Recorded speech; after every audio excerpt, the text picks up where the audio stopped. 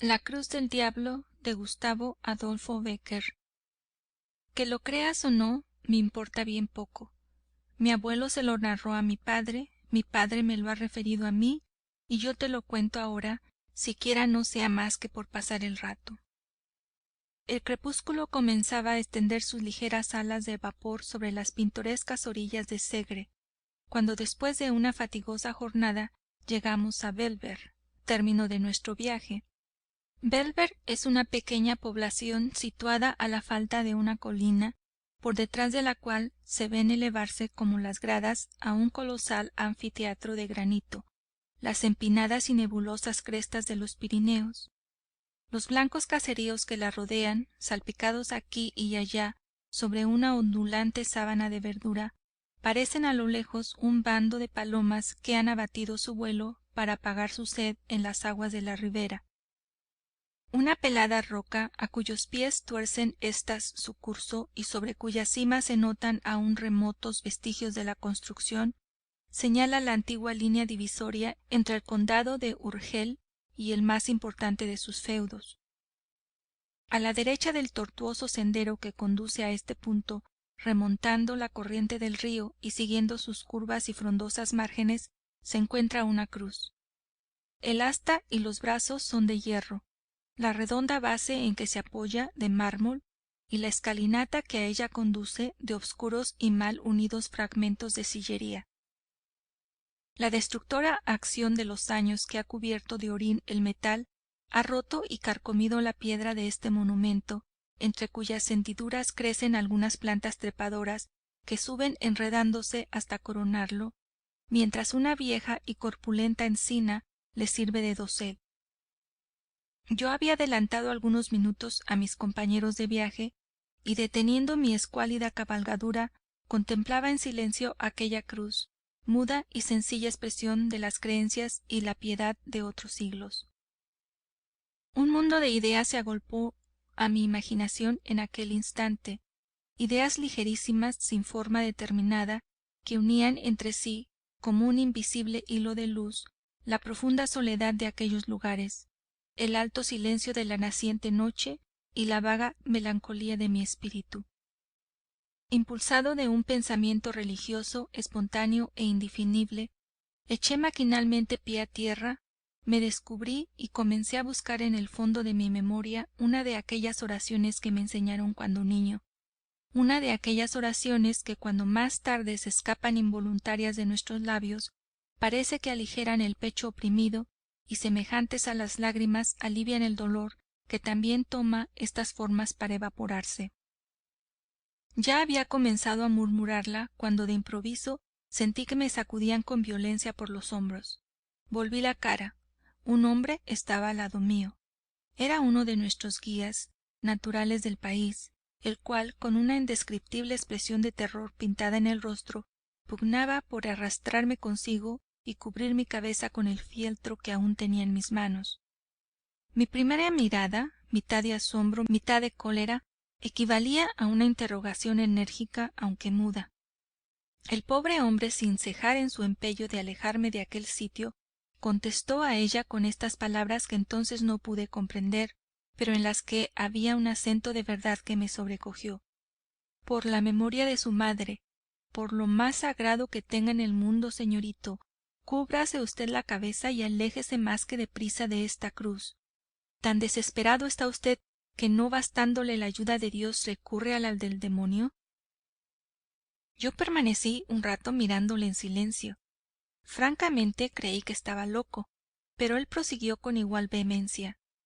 Usted busca la frontera, pues bien, si delante de esa cruz le pide usted al cielo que le preste ayuda, las cumbres de los monníes vecinos se levantarán en una sola noche hasta las estrellas invisibles, solo porque no encontremos la raya en toda nuestra vida. Yo no pude menos que sonreír. ¿Se burla usted? ¿Cree acaso que esa es una cruz santa como la del porche de nuestra iglesia? ¿Quién lo duda? Pues se engaña usted de medio a medio, porque esa cruz, salvo lo que tiene de Dios, está maldita. Esa cruz pertenece a un espíritu maligno y por eso le llaman la cruz del diablo. ¿La cruz del diablo? repetí cediendo a sus instancias, sin darme cuenta a mí mismo del involuntario temor que comenzó a apoderarse de mi espíritu y que me rechazaba con una fuerza desconocida de aquel lugar. La cruz del diablo. Nunca ha herido mi imaginación una amalgama más disparatada de dos ideas tan absolutamente enemigas. Una cruz y del diablo. Vaya, vaya. Fuerza será que en llegando a la población me expliques este monstruoso absurdo. Durante este corto diálogo nuestros camaradas, que habían picado sus cabalgaduras, se nos reunieron al pie de la cruz.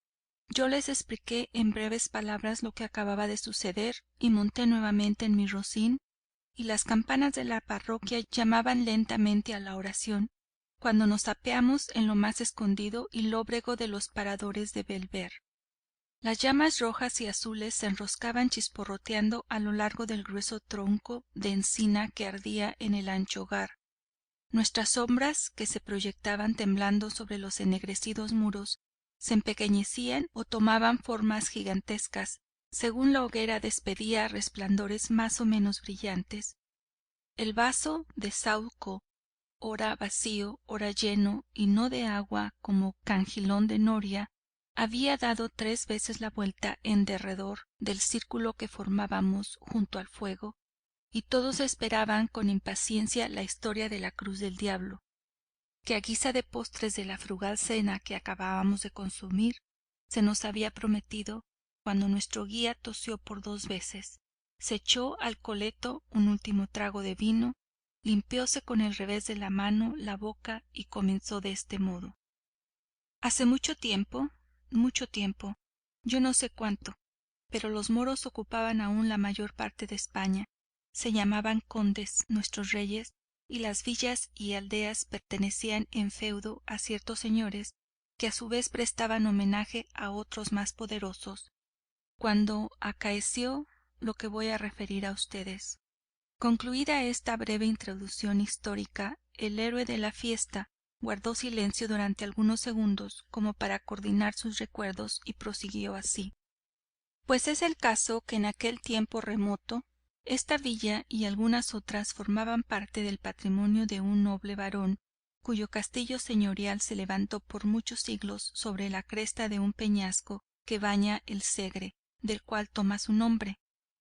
Aún testifican la verdad de mi relación algunas informes ruinas que, cubiertas de jaramago y musgo, se alcanzan a ver sobre su cumbre desde el camino que conduce a este pueblo.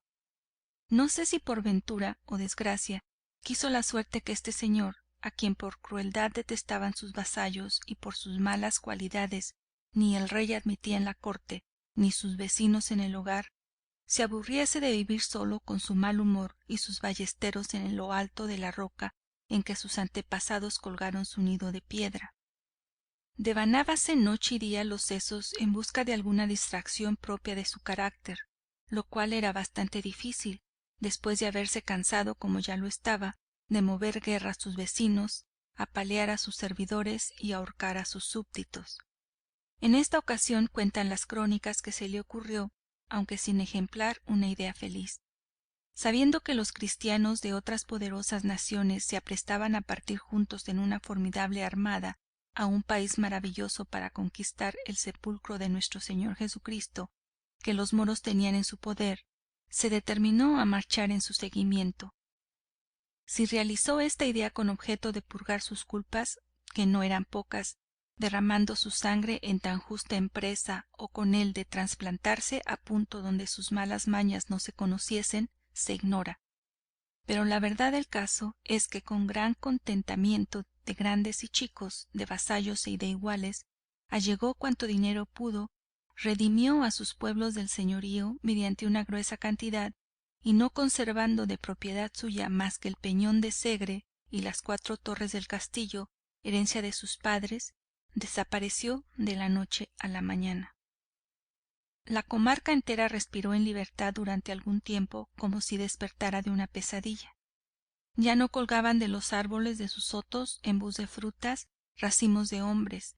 Las muchachas del pueblo no temían a salir con su cántaro en la cabeza a tomar agua de la fuente del camino, ni los pastores llevaban sus rebaños al Segre por sendas impracticables y ocultas, temblando encontrar a cada vuelta de la trocha a los ballesteros de su muy amado señor.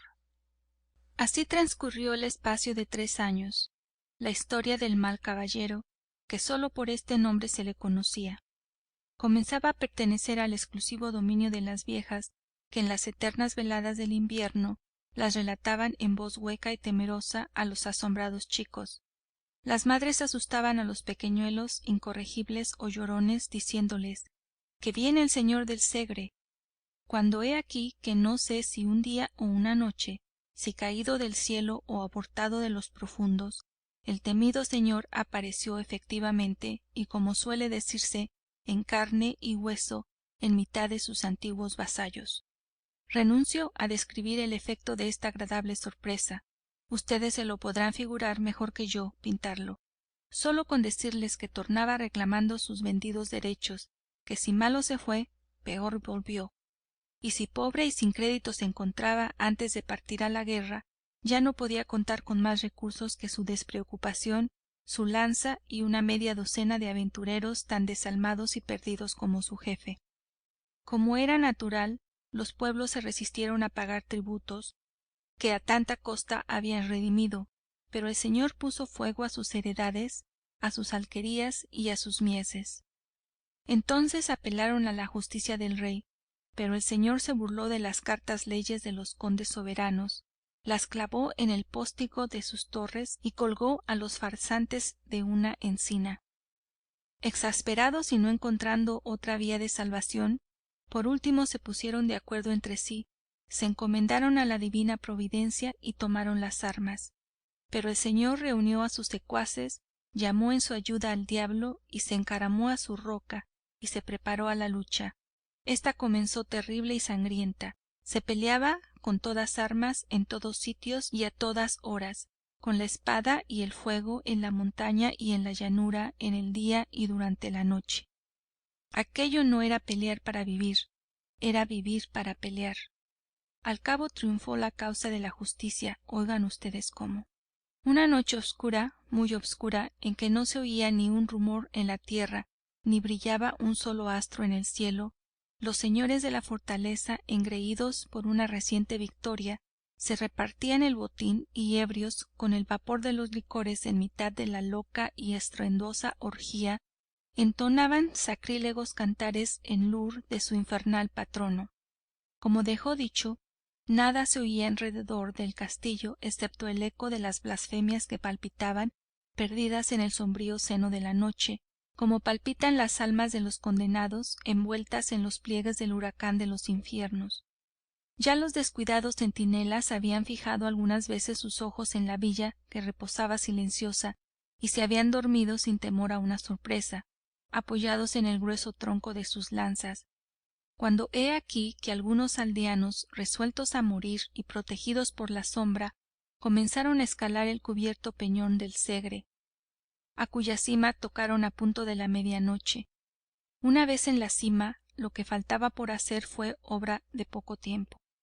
Los centinelas salvaron de un solo salto el valladar que separa al sueño de la muerte. El fuego, aplicado con teas de resina al puente y al rastrillo, se comunicó con la rapidez del relámpago a los muros, y los escaladores, favorecidos por la confusión y abriéndose paso entre las llamas, dieron fin con los habitantes de aquella guarida en un abrir y cerrar de ojos.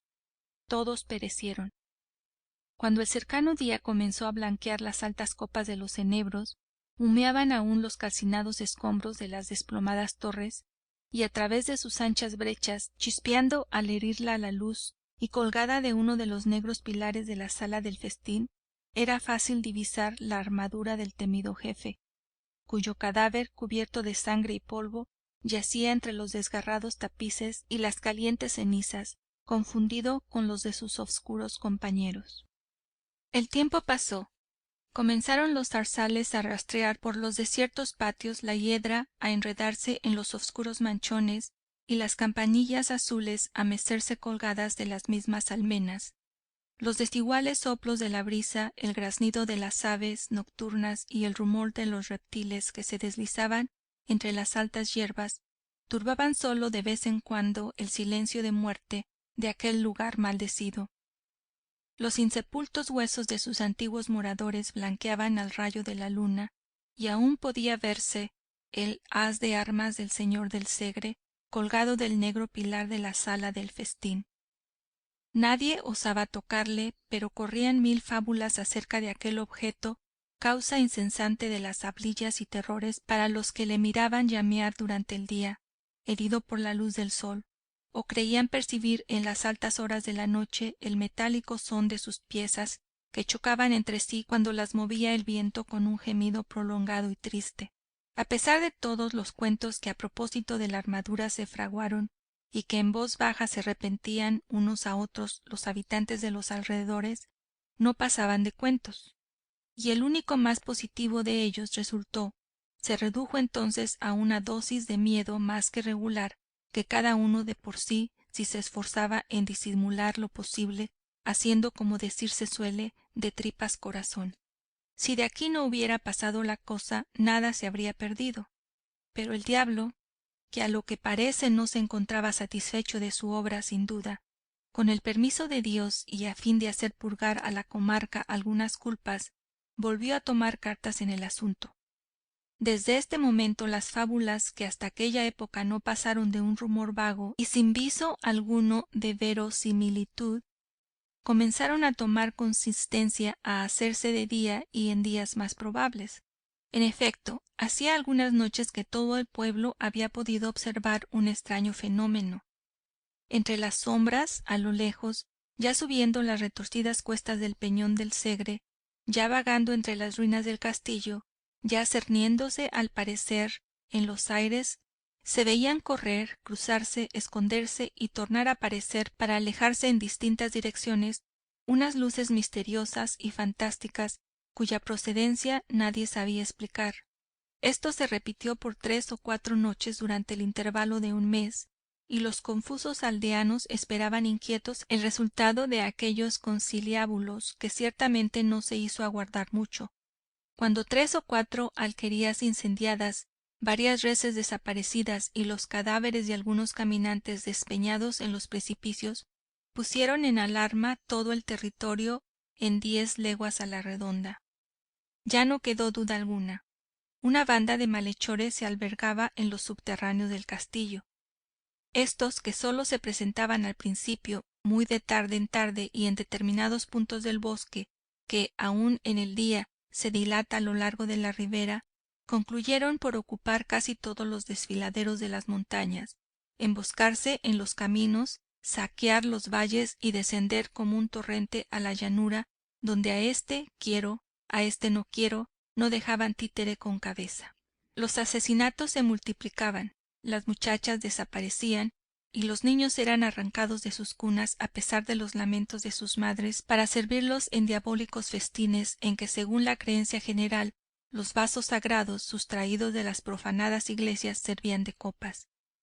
El terror llegó a apoderarse de los ánimos en un grado tal que al toque de oraciones nadie se aventuraba a salir de su casa, en la que no siempre se creían seguros de los bandidos del peñón.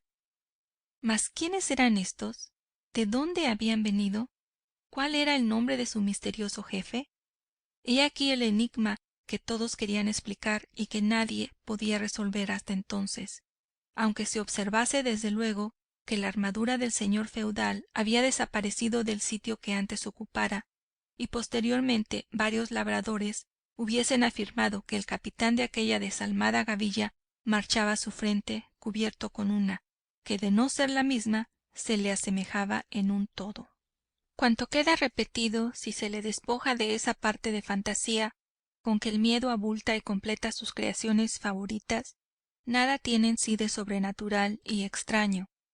¿Qué cosa más corriente en unos bandidos que las ferocidades con que éstos se distinguían, ni más natural que el apoderarse su jefe de las abandonadas armas del señor del Segre? Sin embargo, algunas revelaciones hechas antes de morir por uno de sus secuaces, prisionero en las últimas refriegas, acabaron de colmar la medida, preocupando el ánimo de los más incrédulos. Poco más o menos el contenido de su confesión fue este: yo, dijo, pertenezco a una noble familia. Los extravíos de mi juventud, mis locas prodigalidades y mis crímenes por último, atrajeron sobre mi cabeza la cólera de mis deudos y la maldición de mi padre, que me desheredó al expirar. Hallándome solo y sin recursos de ninguna especie, el diablo sin duda debió sugerirme la idea de reunir a algunos jóvenes que se encontraban en una situación idéntica a la mía, los cuales, seducidos con las promesas de un porvenir, de disipación y libertad y abundancia, no vacilaron un instante en suscribir a mis designios. Estos se reducían a formar una banda de jóvenes de buen humor, despreocupados y poco temerosos del peligro, que desde allí en adelante vivirían alegremente del producto de su valor y a costa del país, hasta tanto que Dios se sirviera disponer de cada uno de ellos conforme a su voluntad, según hoy a mí me sucede. Con este objeto señalamos esta comarca para teatro de nuestras expediciones futuras, y escogimos como punto el más a propósito para nuestras reuniones el abandonado castillo del Segre, lugar seguro, no tanto por su posición fuerte y ventajosa, como por hallarse defendido contra el vulgo, por las supersticiones y el miedo. Congregados una noche bajo sus ruinosas arcadas alrededor de una hoguera que iluminaba con su rojizo resplandor las desiertas galerías, trabóse una acalorada disputa sobre cuál de nosotros había de ser elegido jefe. Cada uno alegó sus méritos y yo expuse mis derechos. Ya los unos murmuraban entre sí con ojeadas amenazadoras, ya los otros con voces descompuestas por la embriaguez habían puesto la mano sobre el pomo de sus puñales para dirimir la cuestión, cuando de repente oímos un extraño crujir de armas, acompañado de pisadas huecas y sonantes, que de cada vez se hacían más distintas. Todos arrojamos a nuestro alrededor una inquieta mirada de desconfianza.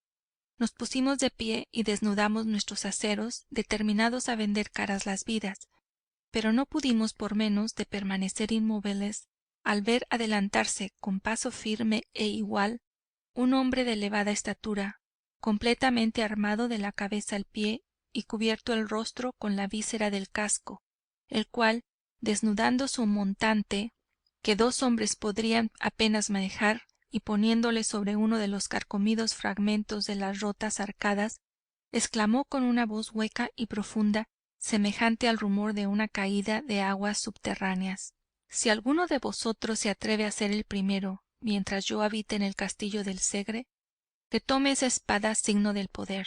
Todos guardamos silencio hasta que, transcurrido el primer momento de estupor, le proclamamos a grandes voces nuestro capitán, ofreciéndole una copa de nuestro vino, la cual rehusó por señas, acaso por no descubrirse la faz que en vano procuramos distinguir a través de las rejillas de hierro que le ocultaban a nuestros ojos.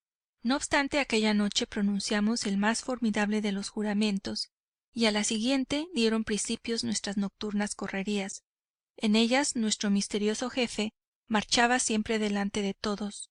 Ni el fuego le ataja, ni los peligros le intimidan, ni las lágrimas le conmueven.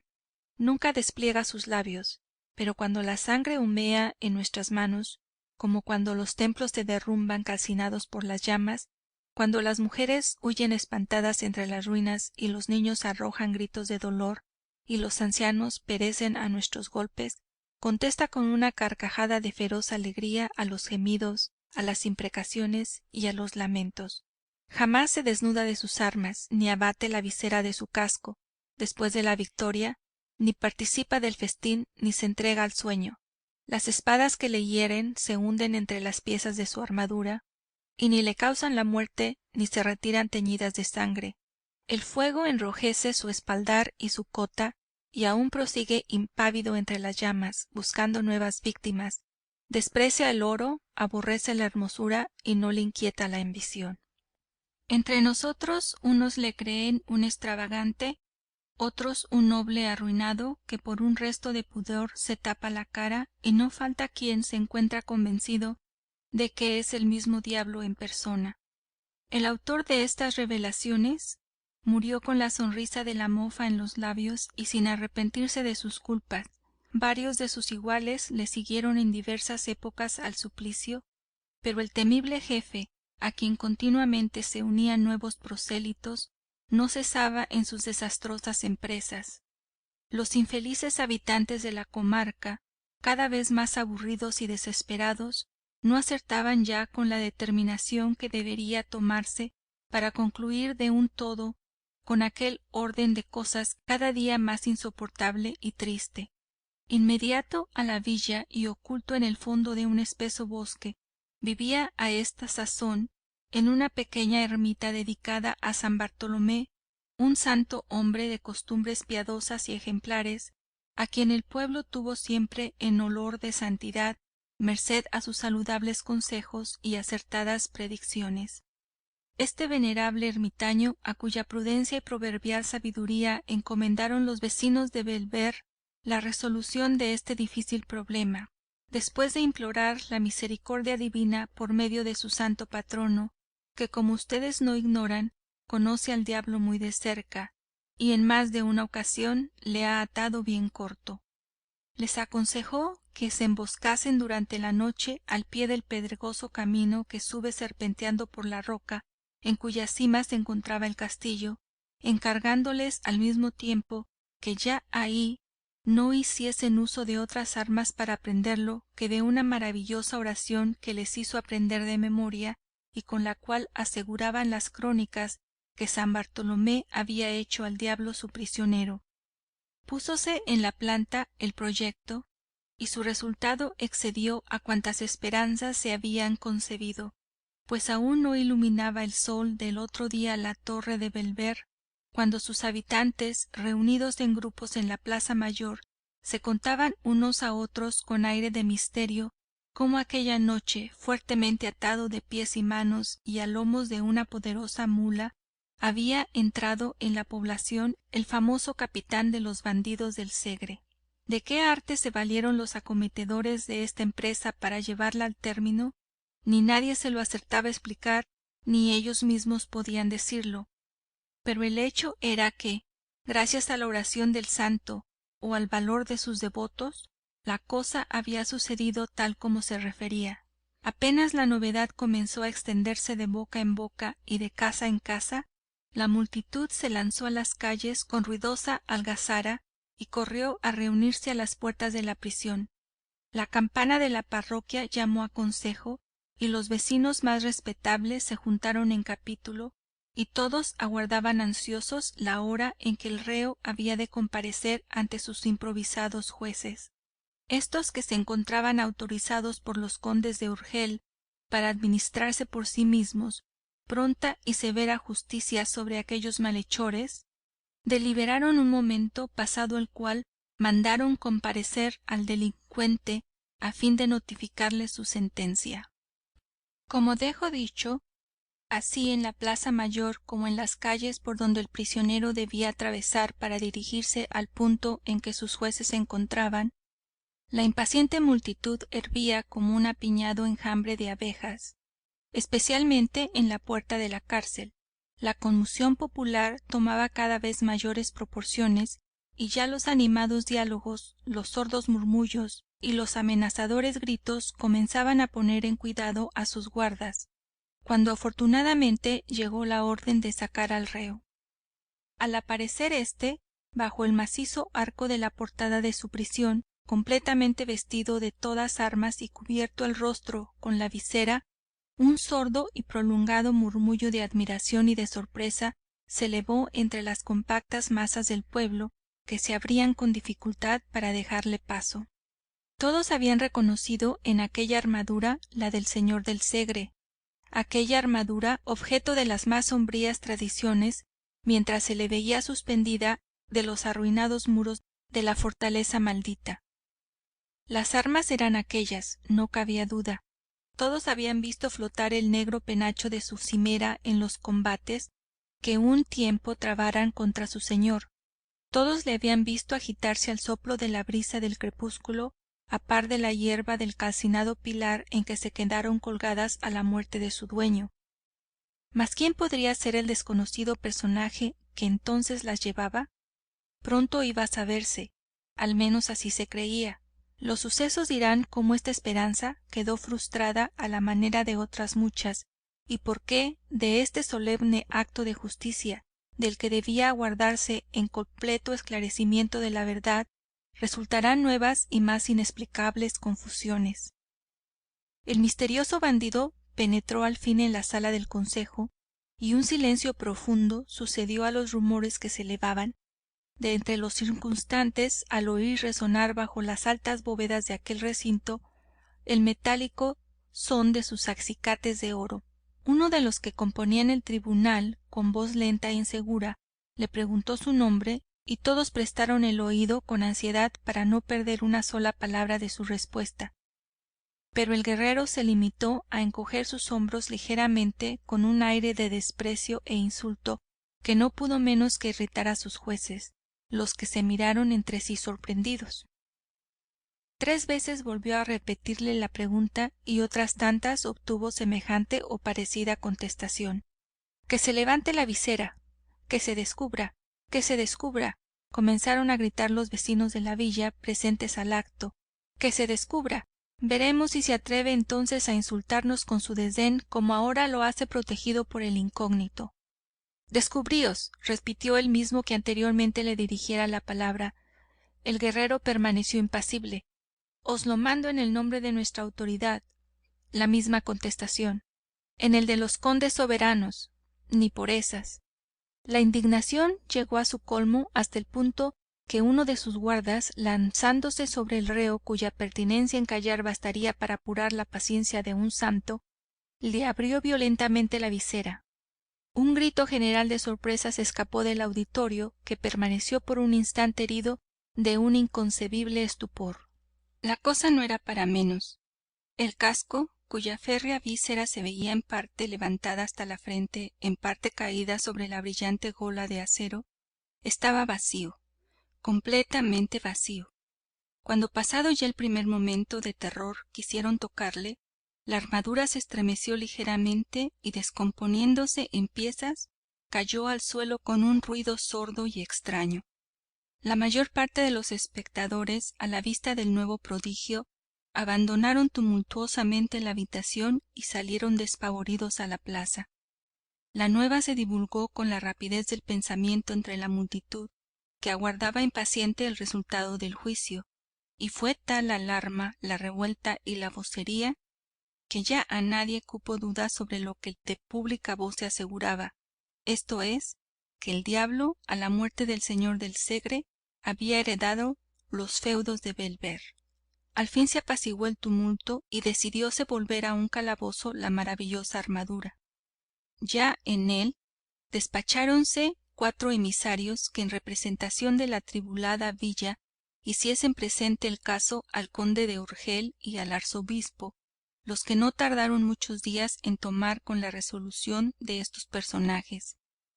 Resolución que, como suele decirse, era breve y compendiosa. Cuélguese, les dijeron, la armadura en la plaza mayor de la villa, que si el diablo la ocupa, fuerza le será el abandonarla o ahorcarse con ella. Encantados los habitantes de Bellver con tan ingeniosa solución, volvieron a reunirse en consejo, mandaron levantar una altísima horca en la plaza, y cuando ya la multitud ocupaba sus avenidas, se dirigieron a la cárcel por la armadura, en corporación con toda la solemnidad que la importancia del caso requería. Cuando la respetable comitiva llegó al macizo arco que daba entrada al edificio, un hombre pálido y descompuesto se arrojó al suelo en presencia de los aturdidos circunstantes, exclamando con las lágrimas en los ojos: «Perdón, señores, perdón». «¿Perdón? ¿Para quién?», dijeron algunos. «¿Para el diablo que habita dentro de la armadura del señor del Segre?».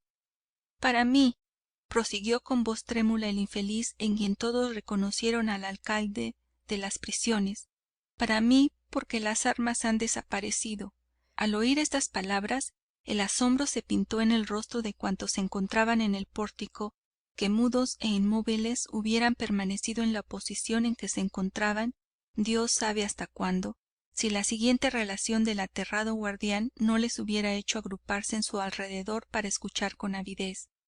«Perdonadme, señores», decía el pobre alcaide, «y yo no os ocultaré nada, siquiera sea en contra mía».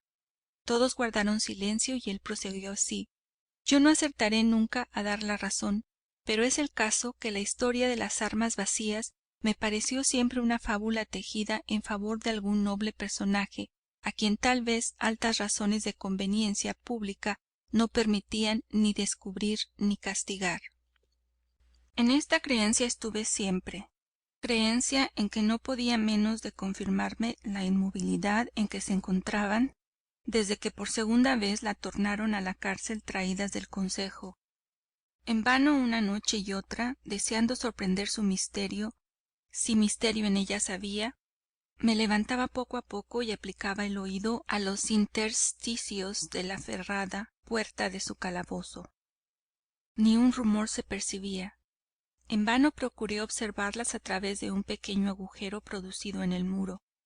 Arrojadas sobre un poco de paja y en uno de los más oscuros rincones, permanecían un día y otro descompuestas e inmóviles.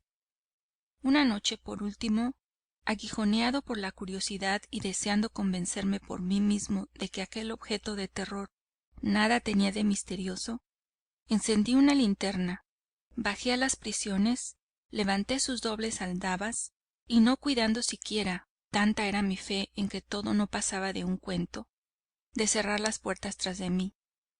Penetré en el calabozo. Nunca lo hubiera hecho.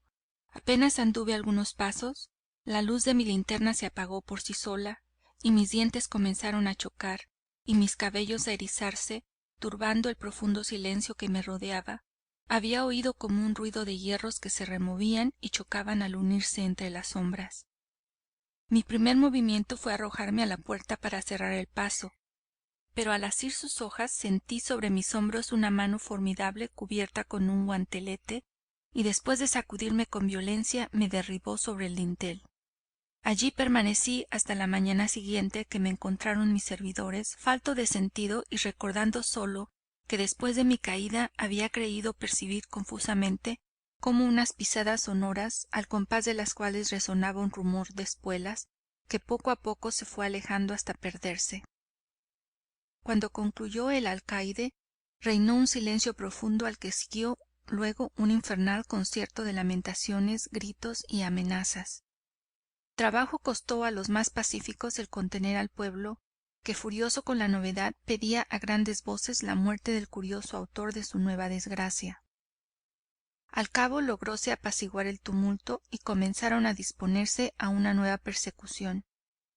Esta obtuvo también un resultado satisfactorio. Al cabo de unos días la armadura volvió a encontrarse en poder de sus perseguidores. Conocida la fórmula y mediante la ayuda de San Bartolomé, la cosa no era ya muy difícil. Pero aún quedaba algo por hacer, pues en vano, a fin de sujetarlo, lo colgaron de una horca. En vano emplearon la más exquisita vigilancia con el objeto de quitarle toda ocasión de escaparse por esos mundos. En cuanto las desunidas armas veían 2 dedos de luz, se encajaban y pian pianito volvían a tomar el trote y emprender de nuevo sus excursiones por montes y llanos, que era una bendición del cielo. Aquello era el cuento de nunca acabar. En tan angustiosa situación, los vecinos se repartieron entre sí las piezas de la armadura que acaso por la 100ª vez se encontraban en sus manos, y rogando al piadosa eremita que un día los iluminó con sus consejos, decidiera lo que debía hacerse con ella. El santo varón ordenó al pueblo una penitencia general. Se encerró por 3 días en el fondo de una caverna que le servía de asilo, y al cabo de ellos dispuso que se fundiesen las diabólicas armas, y con ellas y algunos sillares del castillo del Segre se levantase una cruz. La operación se llevó al término, aunque no sin que nuevos y aterradores prodigios llenasen de pavor el ánimo de los consternados habitantes de Bellver. En tanto que las piezas arrojadas a las llamas comenzaban a enrojecerse, largos y profundos gemidos parecían escaparse de la ancha hoguera, de entre cuyos troncos saltaban como si estuvieran vivas y sintiesen la acción del fuego. Una tromba de chispas rojas, verdes y azules danzaban en la cúspide de sus encendidas lenguas y se retorcían crujiendo como si una legión de diablos cabalgando sobre ellas pugnasen por libertar a su señor de aquel tormento. Extraña, horrible fue la operación, en tanto que la candente armadura perdía su forma para tomar la de una cruz. Los martillos caían resonando con un espantoso estruendo sobre el yunque, al que 20 trabajadores vigorosos sujetaban las barras del hirviente metal, que palpitaba y gemía al sentir los golpes. Ya se extendían los brazos del signo de nuestra redención, ya comenzaba a formarse la cabecera, cuando la diabólica y encendida masa se retorcía de nuevo como en una convulsión espantosa, y rodeándose al cuerpo de los desgraciados que pugnaban por desasirse de sus brazos de muerte, se enroscaba en anillas como una culebra o se contraía en zig-zag como un relámpago. El constante trabajo, la fe, las oraciones y el agua bendita consiguieron por último vencer el espíritu infernal y la armadura se convirtió en cruz. Esa cruz es la que hoy habéis visto y a la cual se encuentra sujeto el diablo que le presta su nombre.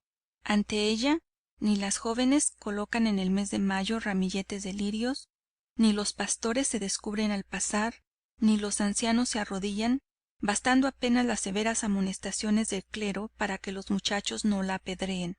Dios ha cerrado sus oídos a cuantas plegarias se le dirigen en su presencia. En el invierno los lobos se reúnen en manadas junto al enebro que la protege, para lanzarse sobre las reses.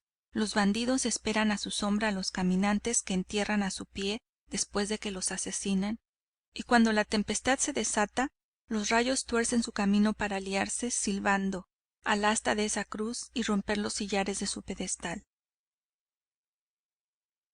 Fin de La cruz del diablo, de Gustavo Adolfo Bécquer. La cueva de la Mora, de Gustavo Adolfo Bécquer. Frente al establecimiento de baños de Fitero, y sobre unas rocas cortadas a pico, a cuyos pies corre el río Alhama, se ven todavía los restos abandonados de un castillo árabe, célebre en los fastos gloriosos de la Reconquista, por haber sido teatro de grandes y memorables hazañas, así por parte de los que lo defendieron, como de los que valerosamente clavaron sobre sus almenas el estandarte de la cruz. De los muros no quedan más que algunos ruinosos vestigios. Las piedras de la atalaya han caído unas sobre otras al foso y lo han cegado por completo. En el patio de armas crecen zarzales y matas de jaramago. Por todas partes a donde se vuelven los ojos no se ven más que arcos rotos, sillares oscuros y carcomidos. Aquí un lienzo de barbacana, entre cuyas hendiduras nace la yedra. Allí un torreón que aún se tiene en pie como por milagro. Más allá los postes de argamasa con las anillas de hierro que sostenían el puente colgante. Durante mi estancia en los baños, ya por hacer ejercicio que según me decían era conveniente al estado de mi salud, ya arrastrado por la curiosidad, todas las tardes tomaba entre aquellos vericuetos el camino que conduce a las ruinas de la fortaleza árabe, y allí me pasaba las horas y las horas escarbando el suelo por ver si encontraba algunas armas, dando golpes en los muros para observar si sonaba a hueco y sorprender el escondrijo de un tesoro, y metiéndome por todos los rincones con la idea de encontrar la entrada de alguno de esos subterráneos que es fama existen en todos los castillos de los moros. Mis diligentes pesquisas fueron por demás infructuosas. Sin embargo, una tarde en que ya desesperanzado de hallar algo nuevo y curioso en lo alto de la roca sobre la que se asienta el castillo, renuncié a subir a ella y limité mi paseo a las orillas del río que corre a sus pies. Andando a lo largo de la ribera, vi una especie de boquerón abierto en la peña y medio oculto por frondosos y espesísimos matorrales. No sin mi poquito de temor, separé el ramaje que cubría la entrada de aquello que me pareció cueva formada por la naturaleza, y que después que anduve algunos pasos vi que era un subterráneo abierto a pico. No pudiendo penetrar hasta el fondo que se perdía entre las sombras, me limité a observar cuidadosamente los accidentes de la bóveda y del piso, que me pareció que se elevaba, formando como unos grandes peldaños en dirección a la altura en que se halla el castillo de que ya he hecho mención, y en cuyas ruinas recordé entonces haber visto una poterna cegada. Sin duda había descubierto uno de esos caminos secretos tan comunes en las obras militares de aquella época, el cual debió de servir para hacer salidas falsas o coger, estando sitiados, el agua del río que corre allí inmediato. Para cerciorarme de la verdad que pudiera haber en mis inducciones, después que salí de la cueva por donde mismo había entrado, trabé conversación con un trabajador que andaba podando unas viñas en aquellos vericuetos y al cual me acerqué so pretexto de pedirle lumbre para encender un cigarrillo. Hablamos de varias cosas indiferentes, de las propiedades medicinales de las aguas de Fitero, de la cosecha pasada y la por venir, de las mujeres de Navarra y el cultivo de las viñas. Hablamos, en fin, de todo lo que al buen hombre se le ocurrió, primero que de la cueva objeto de mi curiosidad. Cuando por último la conversación recayó sobre este punto, le pregunté si sabía de alguien que hubiese penetrado en ella y visto su fondo. —¿Penetrar en la cueva de la Mora? —me dijo, como asombrado al oír mi pregunta. —¿Quién había de atreverse? ¿No sabe usted que de esa sima sale todas las noches un ánima? —¿Un ánima? —exclamé yo sonriéndome. —¿El ánima de quién?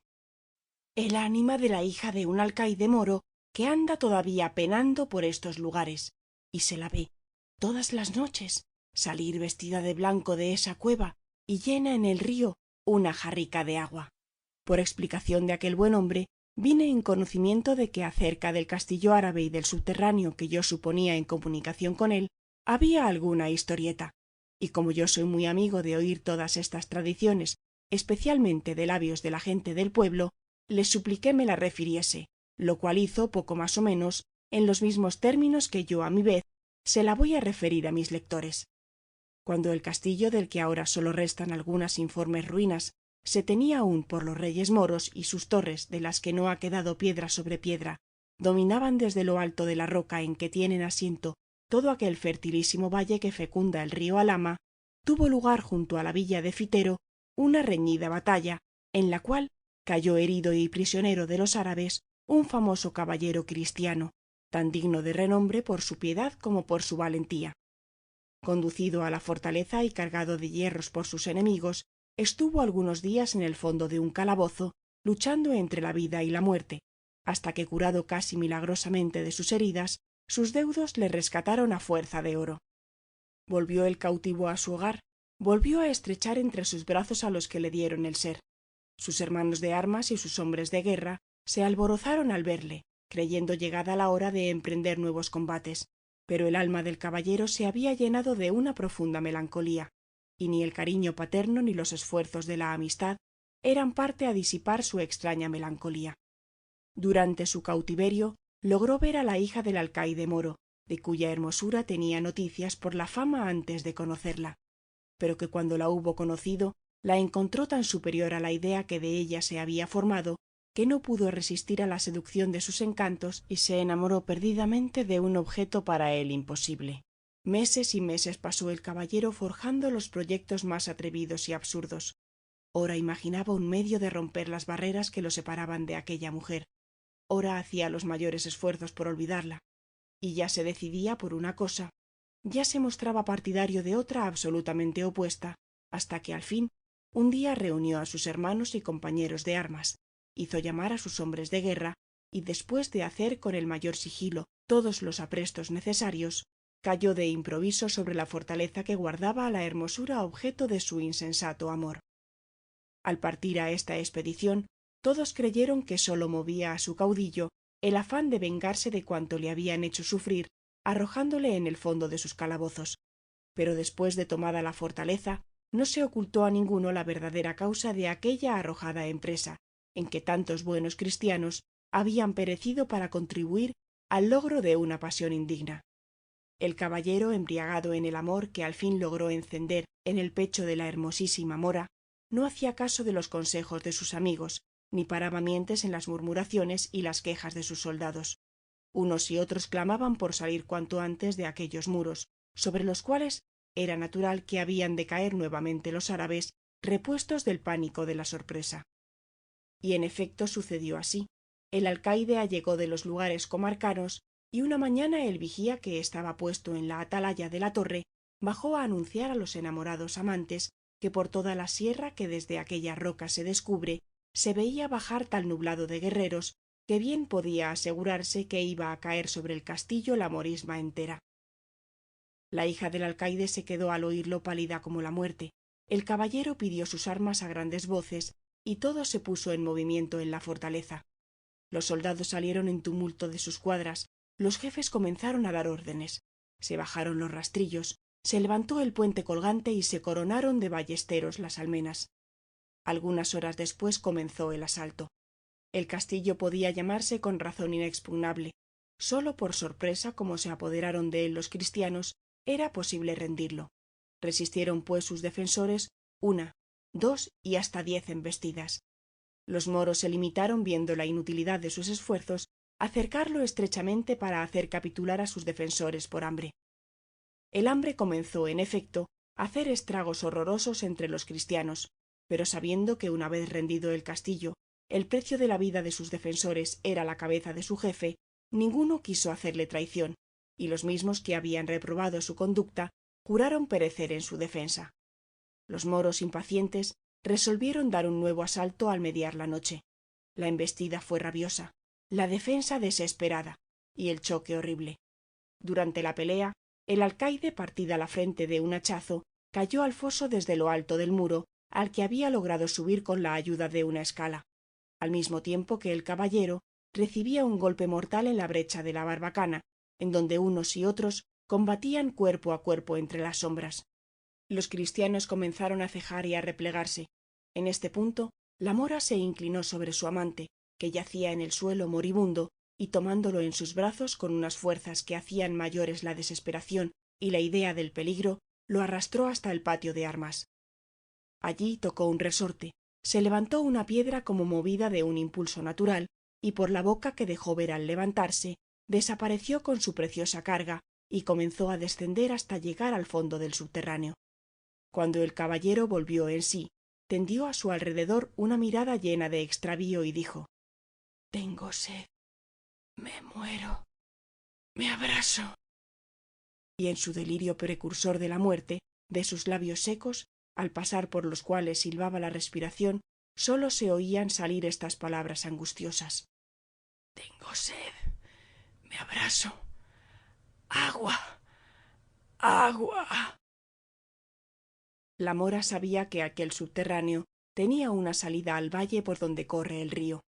El valle y todas las alturas que lo coronan estaban llenos de soldados moros que, una vez rendida la fortaleza, buscaban en vano por todas partes al caballero y a su amada para saciar en ellos su sed de exterminio.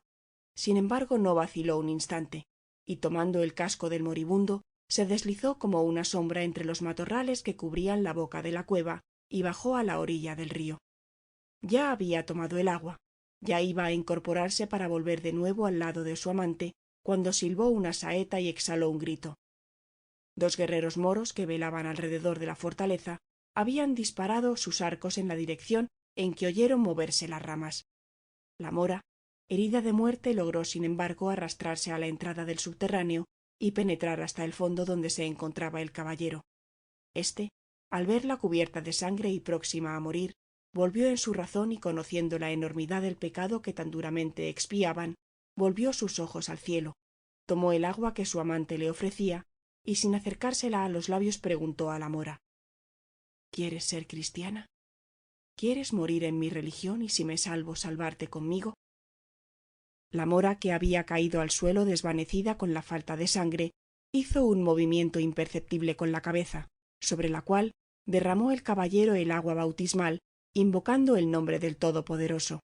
Al otro día, el soldado que disparó la saeta vio un rastro de sangre a la orilla del río, y siguiéndolo entró en la cueva, donde encontró los cadáveres del caballero y su amada, que aún vienen por las noches a vagar por estos contornos. Fin de La cueva de la mora, de Gustavo Adolfo Bécquer. La promesa. Leyenda de Castilla, de Gustavo Adolfo Bécquer. Margarita lloraba con el rostro oculto entre las manos. Lloraba sin gemir, pero las lágrimas corrían silenciosos a lo largo de sus mejillas, deslizándose por entre sus dedos para caer en la tierra, hacia la que había doblado su frente. Junto a Margarita estaba Pedro. Este levantaba de cuando en cuando los ojos para mirarla, y viéndola llorar, tornaba a bajarlos, guardando a su vez un silencio profundo. Y todo callaba alrededor, y parecía respetar su pena. Los rumores del campo se apagaban, el viento de la tarde dormía, y las sombras comenzaban a envolver los espesos árboles del soto. Así transcurrieron algunos minutos, durante los cuales se acabó de borrar el rastro de luz que el sol había dejado al morir en el horizonte. La luna comenzó a dibujarse vagamente sobre el fondo violado del cielo del crepúsculo, y unas tras otras fueron apareciendo las mayores estrellas. Pedro rompió al fin aquel silencio angustioso, exclamando con voz sorda y entrecortada, y como si hablase consigo mismo: «Es imposible, imposible». Después, acercándose a la desconsolada niña y tomando una de sus manos, prosiguió con acento más cariñoso y suave: «Margarita, para ti el amor es todo, y tú no ves nada más allá del amor. No obstante, hay algo tan respetable como nuestro cariño, y es mi deber. Nuestro señor, el conde de Gómara, parte mañana de su castillo para reunir su hueste a las del rey don Fernando, que va a sacar a Sevilla del poder de los infieles. Y yo debo partir con el conde. Huérfano oscuro, sin nombre y sin familia, a él le debo cuanto soy. Yo le he servido en el ocio de las paces, he dormido bajo su techo, me he calentado en su hogar y he comido el pan a su mesa. Si hoy le abandono, mañana sus hombres de armas, al salir en tropel por las porternas de su castillo, preguntarán maravillados de no verme: ¿dónde está el escudero favorito del conde de Gómara? Y mi señor callará con vergüenza, y sus pajes y sus bufones dirán en son de mofa: el escudero del conde no es más que un galán de justas, un lidiador de cortesía». Al llegar a este punto, Margarita levantó sus ojos, llenos de lágrimas, para fijarlos en los de su amante, y removió los labios como para dirigirle la palabra, pero su voz se ahogó en un sollozo. Pedro, con acento aún más dulce y persuasivo, prosiguió así: «No llores, por Dios, Margarita, no llores, porque tus lágrimas me hacen daño. Voy a alejarme de ti, mas yo volveré después de haber conseguido un poco de gloria para mi nombre oscuro. El cielo nos ayudará en la santa empresa. Conquistaremos a Sevilla, y el rey nos dará feudos en las riberas de Guadalquivir a los conquistadores. Entonces volveré en tu busca, y nos iremos juntos a habitar en aquel paraíso de los árabes, donde dicen que hasta el cielo es más limpio y más azul que el de Castilla. Volveré, te lo juro, volveré a cumplir la palabra solemnemente empeñada el día en que puse en tus manos ese anillo, símbolo de una promesa». «Pedro», exclamó entonces Margarita, dominando su emoción y con voz resuelta y firme, «ve a mantener tu honra». Y al pronunciar estas palabras se arrojó por última vez en brazos de su amante. Después añadió, con acento más sordo y conmovido: «Ve a mantener tu honra, pero vuelve a traerme la mía». Pedro besó la frente de Margarita, desató su caballo, que estaba sujeto a uno de los árboles del soto, y se alejó al galope por el fondo de la alameda. Margarita siguió a Pedro con los ojos hasta que su sombra se confundió entre la niebla de la noche, y cuando ya no pudo distinguirle, se volvió lentamente al lugar donde la guardaban sus hermanos. «Ponte tus vestidos de gala», le dijo uno de ellos al entrar, «que mañana vamos a Gómara con todos los vecinos del pueblo para ver al conde, que se marcha a Andalucía». «A mí más me entristece que me alegra ver irse a los que acaso no han de volver», respondió Margarita con un suspiro. «Sin embargo», insistió el otro hermano, «has de venir con nosotros, y has de venir compuesta y alegre. Así no dirán las gentes murmuradoras que tienes amores en el castillo y que tus amores se van a la guerra». Apenas rayaba en el cielo la primera luz del alba, cuando empezó a oírse por todo el campo de Gomara la aguda trompetería de los soldados del conde, y los campesinos que llegaban en numerosos grupos de los lugares cercanos vieron desplegarse al viento el pendón señorial en la torre más alta de la fortaleza. Unos sentados al borde de los fosos, otros subidos en las copas de los árboles, estos vagando por la llanura, aquellos coronando las cumbres de las colinas, los de más allá formando un cordón a lo largo de la calzada. Ya haría cerca de 1 hora que los curiosos esperaban el espectáculo, no sin que algunos comenzaran a impacientarse. Cuando volvió a sonar de nuevo el toque de los clarines, rechinaron las cadenas del puente, que cayó con pausa sobre el foso, y se levantaron los rastrillos, mientras se abrían de par en par, y gimiendo sobre sus goznes las pesadas puertas del arco que conducía al patio de armas. La multitud corrió a agolparse en los ribazos del camino para ver más a su sabor las brillantes armaduras y los lujosos arreos del séquito del conde de Gomara, célebre en toda la comarca por su esplendidez y sus riquezas.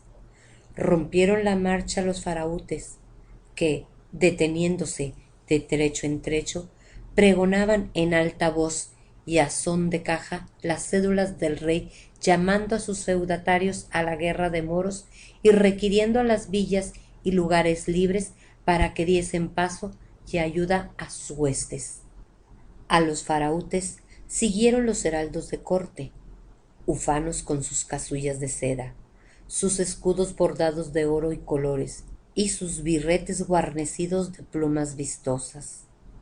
Después vino el escudero mayor de la casa, armado de punta en blanco, caballero sobre un potro morcillo, llevando en sus manos el pendón de rico hombre con sus motes y sus calderas, y al estribo izquierdo el ejecutor de justicias del señorío, vestido de negro y rojo. Precedían al escudero mayor hasta 1 veintena de aquellos famosos trompeteros de la tierra llana, célebres en las crónicas de nuestros reyes por la increíble fuerza de sus pulmones. Cuando dejó de herir el viento al agudo clamor de la formidable trompetería, comenzó a oírse un rumor sordo, compasado y uniforme. Eran los peones de la mesnada, armados de largas picas y provistos de sendas adargas de cuero. Tras estos, no tardaron en aparecer los aparejadores de las máquinas, con sus herramientas y sus torres de palo, las cuadrillas de escaladores y la gente menuda del servicio de las acémilas. Luego, envueltos en la nube de polvo que levantaba el casco de sus caballos y lanzando chispas de luz de sus petos de hierro, pasaron los hombres de armas del castillo, formados en gruesos pelotones que semejaban a lo lejos un bosque de lanzas. Por último, precedido de los timbaleros que montaban poderosas mulas con guardaparas y penachos, rodeado de sus pajes que vestían ricos trajes de seda y oro y seguidos de los escuderos de su casa, apareció el conde. Al verle, la multitud levantó un clamor inmenso para saludarle, y entre la confusa vocería se ahogó el grito de una mujer, que en aquel momento cayó desmayada y como herida de un rayo en los brazos de algunas personas que acudieron a socorrerla. Era Margarita, que había conocido a su misterioso amante en el muy alto y muy temido señor conde de Gomara, uno de los más nobles y poderosos feudatarios de la corona de Castilla. El ejército de don Fernando, después de salir de Córdoba, había venido por sus jornadas hasta Sevilla, no sin haber luchado antes en Écija, Carmona y Alcalá del Río de Guadaira, donde, una vez expugnado el famoso castillo, puso los reales a la vista de la ciudad de los infieles.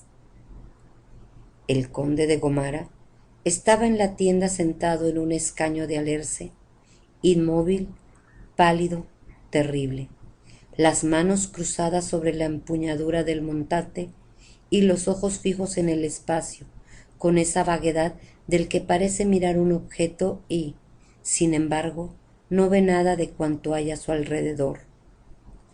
A un lado, y de pie, le hablaba el más antiguo de los escuderos de su casa, el único que en aquellas horas de negra melancolía hubiera osado interrumpirle sin atraer sobre su cabeza la explosión de su cólera. ¿Qué tenéis, señor?, le decía. ¿Qué mal os aqueja y consume? Triste vais al combate y triste volvéis, aún tornando con la victoria. Cuando todos los guerreros duermen rendidos a la fatiga del día, os oigo suspirar angustiado, y si corro a vuestro lecho, os miro ahí luchar con algo invisible que os atormenta. Abrís los ojos y vuestro terror no se desvanece. ¿Qué os pasa, señor? Decídmelo. Si es un secreto, yo sabré guardarlo en el fondo de mi memoria como un sepulcro. El conde parecía no oír al escudero. No obstante, después de un largo espacio, y como si las palabras hubiesen tardado todo aquel tiempo en llegar desde sus oídos a su inteligencia, salió poco a poco de su inmovilidad y, atrayéndole hacia sí cariñosamente, le dijo con voz grave y reposada: he sufrido demasiado en silencio, creyéndome juguete de una vana fantasía. Hasta ahora he callado por vergüenza, pero no es ilusión lo que me sucede. Yo debo hallarme bajo la influencia de alguna maldición terrible. El cielo o el infierno deben querer algo de mí, y lo avisan con hechos sobrenaturales. ¿Te acuerdas del día de nuestro encuentro con los moros de Nebrija en el aljarafe de Triana? Éramos pocos. La pelea fue dura, y yo estuve a punto de perecer. Tú lo viste. En lo más reñido del combate, mi caballo, herido y ciego de furor, se precipitó hacia el grueso de la hueste mora. Yo pugnaba en balde por contenerle. Las riendas se habían escapado de mis manos, y el fogoso animal corría llevándome a una muerte segura. Ya los moros, cerrando sus escuadrones, apoyaban en tierra el cuento de sus largas picas para recibirme en ellas. Una nube de saetas silbaba en mis oídos. El caballo estaba a algunos pies de distancia del muro de hierro en que íbamos a estrellarnos, cuando, créeme, no fue una ilusión. Vi una mano que, agarrándole de la brida, lo detuvo con fuerza sobrenatural y, volviéndole en dirección a las filas de mis soldados, me salvó milagrosamente. En vano pregunté a unos y otros por mi salvador. Nadie le conocía, nadie le había visto. Cuando volabas a estrellaros en la muralla de picas, me dijeron, ibais solo, completamente solo. Por eso nos maravillamos al veros tornar, sabiendo que ya el corcel no obedecía al jinete. Aquella noche entré preocupado en mi tienda. Quería en vano arrancarme de la imaginación el recuerdo de la extraña aventura, mas al dirigirme al lecho torné a ver la misma mano, una mano hermosa, blanca hasta la palidez, que descorrió las cortinas, desapareciendo después de descorrerlas. Desde entonces, a todas horas, en todas partes, estoy viendo esa mano misteriosa que previene mis deseos y se adelanta a mis acciones. La he visto, al expugnar el castillo de Triana, coger entre sus dedos y partir en el aire una saeta que venía a herirme. La he visto, en los banquetes donde procuraba ahogar mi pena entre la confusión y el tumulto, escanciar el vino en mi copa, y siempre se halla delante de mis ojos, y por donde voy me sigue, en la tienda, en el combate, de día, de noche. Ahora mismo, mírala aquí, apoyada suavemente en mis hombros. Al pronunciar estas últimas palabras, el conde se puso de pie y dio algunos pasos como fuera de sí y embargado de un terror profundo. El escudero se enjugó una lágrima que corría por sus mejillas, creyendo loco a su señor, no insistió, sin embargo, en contrariar sus ideas, y se limitó a decirle con voz profundamente conmovida: «Venid, salgamos un momento de la tienda. ¿Acaso la brisa de la tarde refrescará vuestras sienes, calmando ese incomprensible dolor, para el que yo no hallo palabras de consuelo?» El real de los cristianos se extendía por todo el campo de Guadaira hasta tocar en la margen izquierda de Guadalquivir. Enfrente del real, y destacándose sobre el luminoso horizonte, se alzaban los muros de Sevilla, flanqueados de torres, almenadas y fuertes.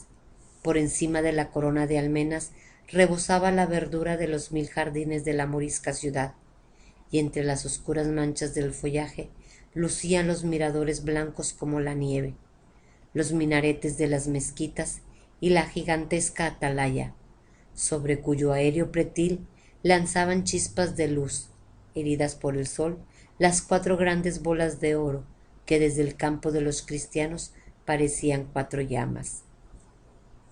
La empresa de don Fernando, una de las más heroicas y atrevidas de aquella época, había traído a su alrededor a los más célebres guerreros de los diferentes reinos de la península, no faltando algunos que de países extraños y distantes vinieran también, llamados por la fama a unir los esfuerzos a los del Santo Rey. Tendidas a lo largo de la llanura mirábanse, pues, tiendas de campañas de todas formas y colores, sobre el remate de las cuales ondeaban al viento distintas enseñas con escudos partidos, astros, grifos, leones, cadenas, barras y calderas, y otras 100 y 100 figuras o símbolos heráldicos que pregonaban el nombre y la calidad de sus dueños.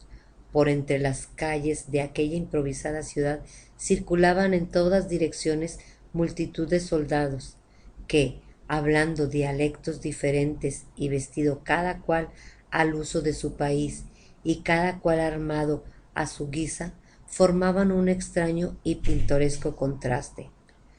Aquí descansaban algunos señores de las fatigas del combate, sentados en escaños de alerce a la puerta de sus tiendas y jugando a las tablas, en tanto que sus pajes les escanciaban el vino en copas de metal. Allí algunos peones aprovechaban un momento de ocio para aderezar y componer sus armas rotas en la última refriega. Más allá cubrían de saetas un blanco los más expertos ballesteros de la hueste, entre las aclamaciones de la multitud, pasmada de su destreza, y el rumor de los tambores, el clamor de las trompetas, las voces de los mercaderes ambulantes, el golpear del hierro contra el hierro, los cánticos de los juglares que entretenían a sus oyentes con la relación de hazañas portentosas, y los gritos de los farautes que publicaban las ordenanzas de los maestros del campo, llenando los aires de 1000 y 1000 ruidos discordes, prestaban a aquel cuadro de costumbres guerreras una vida y una animación imposible de pintar con palabras. El conde de Gomara, acompañado de su fiel escudero, atravesó por entre los animados grupos sin levantar los ojos de la tierra, silencioso, triste, como si ningún objeto hiriese su vista ni llegase a su oído el rumor más leve. Andaba maquinalmente, a la manera de un sonámbulo, cuyo espíritu se agita en el mundo de los sueños, se mueve y marcha sin la conciencia de sus acciones y como arrastrado por una voluntad ajena a la suya.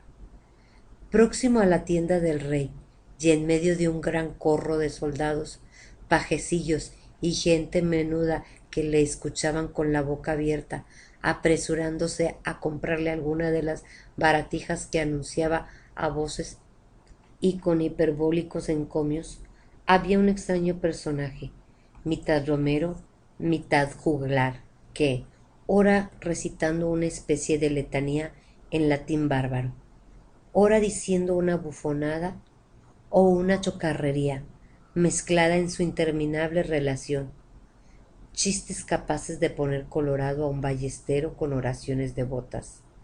historias de amores picarescos con leyendas de santos. En las inmensas alforjas que colgaban de sus hombros se hallaban revueltos y confundidos 1000 objetos diferentes: cintas tocadas en el sepulcro de Santiago, cédulas con palabras que él decía ser hebraicas, las mismas que dijo el rey Salomón cuando fundaba el templo, y las únicas para libertarse de toda clase de enfermedades contagiosas, bálsamos maravillosos para pegar a hombres partidos por la mitad, evangelios cosidos en bolsitas de brocatel, secretos para hacerse amar de todas las mujeres, reliquias de los santos patronos de todos los lugares de España, joyuelas, cadenillas, cinturones, medallas y otras muchas baratijas de alquimia, de vidrio y plomo. Cuando el conde llegó cerca del grupo que formaban el romero y sus admiradores, comenzaba éste a templar una especie de bandolina o guzla árabe, con que se acompañaba en la relación de sus romances. Después que hubo estirado bien las cuerdas unas tras otras y con mucha calma, mientras su acompañante daba la vuelta al corro sacando los últimos cornados de la flaca escarcela de los oyentes, el romero comenzó a cantar con voz gangosa y con un aire monótono y plañidero un romance que siempre terminaba con el mismo estribillo. El conde se acercó al grupo y prestó atención. Por una coincidencia, al parecer extraña, el título de aquella historia respondía en un todo a los lúgubres pensamientos que embargaban su ánimo. Según había enunciado el cantor antes de comenzar, el romance se titulaba El romance de la mano muerta. Al oír el escudero tan extraño anuncio, pugnó por arrancar a su señor de aquel sitio, pero el conde, con los ojos fijos en el juglar, permaneció inmóvil, escuchando esta cántiga. La niña tiene un amante, que escudero se decía. El escudero le anuncia que a la guerra se partía. Te vas y acaso no tornes, tornaré por vida mía. Mientras el amante jura, dizque el viento repetía, malhaya quien en promesas de hombre fía. El conde con la mesnada de su castillo salía. Ella, que le ha conocido, con grande aflicción gemía, ay de mí, que se va el conde y se lleva la honra mía. Mientras la cuitada llora, dizque el viento repetía, malhaya quien en promesas de hombre fía. Su hermano que estaba allí, estas palabras oía. Nos has deshonrado, dice, me juró que tornaría. No te encontrarás si torna donde encontrarte solía. Mientras la infeliz se muere, dizque el viento repetía, malhaya quien en promesas de hombre fía. Muerta la llevan al soto, la han enterrado en la umbría, por más tierra que le echaban, la mano no le cubría.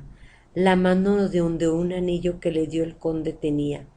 De noche sobre la tumba, dizque el viento repetía, malhaya quien en promesas de hombre fía. Apenas el cantor había terminado la última estrofa, cuando rompiendo el muro de curiosos que se apartaban con respeto al reconocerle, el conde llegó a donde se encontraba el romero y cogiéndole con fuerza del brazo le preguntó en voz baja y convulsa, ¿de qué tierra eres? De tierra de Soria, le respondió éste sin alterarse. ¿Y dónde has aprendido ese romance? ¿A quién se refiere la historia que cuentas? Volvió a exclamar su interlocutor cada vez con muestras de emoción más profunda. Señor, dijo el romero, clavando sus ojos en los del conde con una fijeza imperturbable. Esta cántiga la repiten de unos en otros los aldeanos del campo de Gomara, y se refiere a una desdichada cruelmente ofendida por un poderoso.